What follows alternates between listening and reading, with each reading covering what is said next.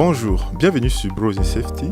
Je suis actuellement avec Thomas Roquia, qui est chercheur en sécurité chez McAfee Labs. Bonjour Thomas. Bonjour Jules.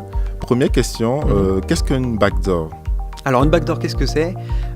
Donc en français, une porte dérobée, c'est un accès non autorisé à une machine sans que l'utilisateur en ait connaissance. D'accord. Comment s'insère une backdoor ?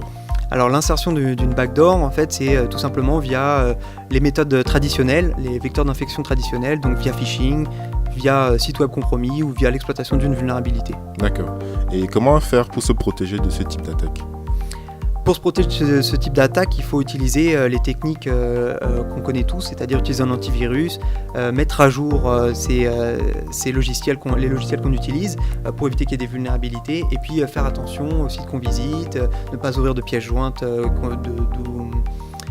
d'une provenance inconnue ou non maîtrisée, et faire attention à tous ces éléments-là. Ok. Est-ce que la CNIL déconseille l'utilisation des backdoors de nos jours ? Alors pour la CNIL, c'est un peu différent. En gros, il peut y avoir un deuxième type de backdoor, c'est-à-dire une backdoor logicielle qui va être volontairement mise par le constructeur.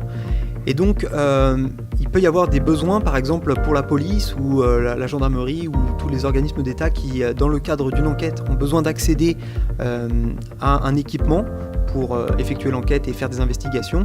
Et donc, ils ont demandé à certains constructeurs de mettre en place des backdoors pour pouvoir accéder lors d'enquêtes au système. Et donc, la CNIL déconseille en fait cette pratique.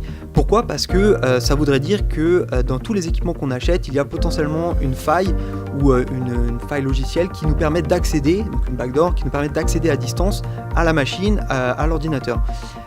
Donc ça causerait en fait des problèmes non seulement pour la confiance des utilisateurs, c'est-à-dire que demain si on achète un équipement, il y aura une backdoor intégrée dessus.